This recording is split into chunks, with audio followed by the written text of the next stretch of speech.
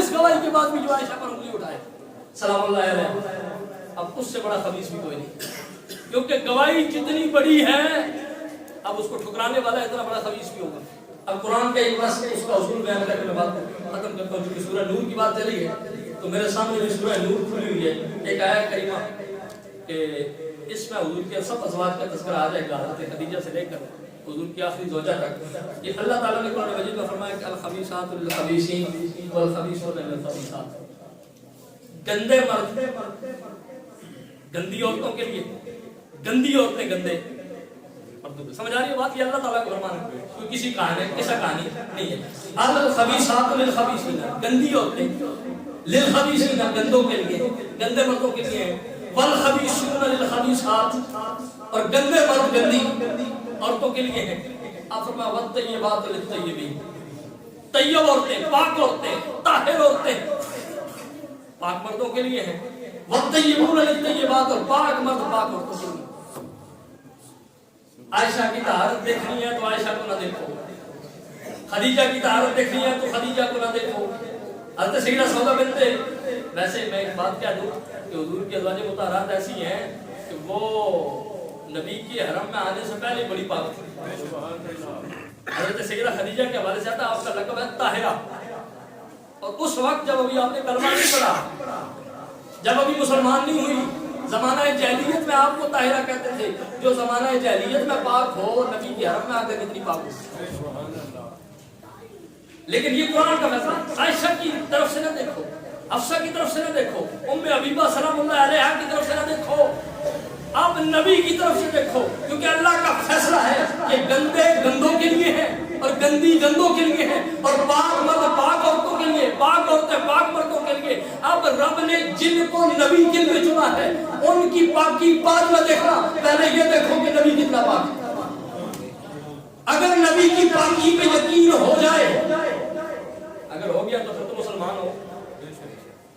سمجھ آ رہی ہے بات؟ اگر ہو گیا تو پھر تو مسلمان ہو، اور اگر نہیں ہوا تو پھر آپ سے بات ہی نہیں ہے۔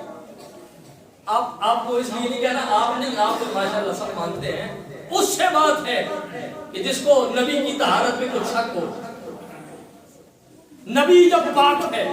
تو قرآن کہتا ہے کہ والطیبون للطیبات، پاک مردوں کے لیے پاک عورتیں ہیں اور پاک عورتوں کے لیے پاک مرد ہیں۔ یا تو عائشہ کی طہارت پر انگلی اٹھانے سے پہلے مصطفیٰ کی طہارت پر انگلی اٹھاؤ، اور اگر وہاں نہیں اٹھا سکتے تو پھر یہ ماننا پڑے گا کہ جس رب نے مصطفیٰ کو پاک لوگوں کا امام بنایا ہے، ان کی ازواج کو بھی اللہ نے پاک عورتوں کا امام بنایا۔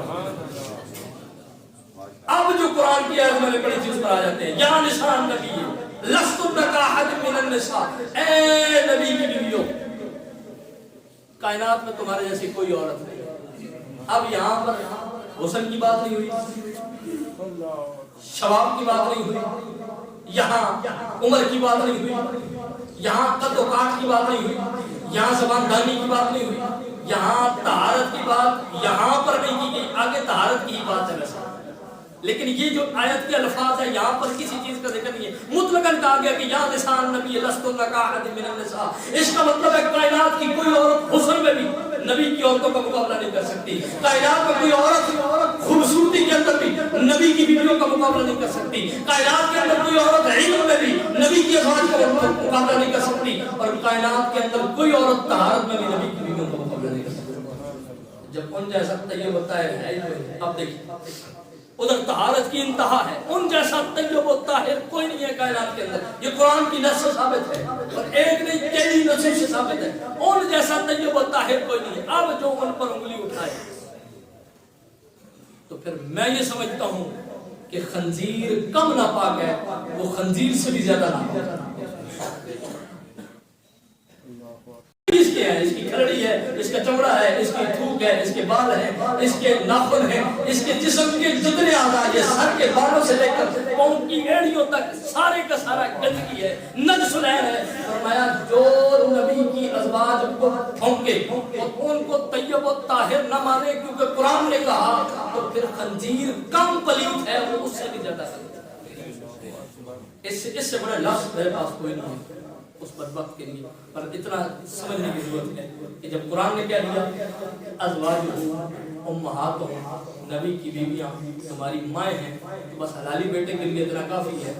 کہ اس ماں کا احترام کرے, چاہے وہ حضرت عائشہ ہو, چاہے وہ حضرت خدیجہ ہو, چاہے وہ سیدہ ام سلمہ ہو, چاہے حضرت میمونہ ہو, چاہے حضرت حفصہ ہو. بس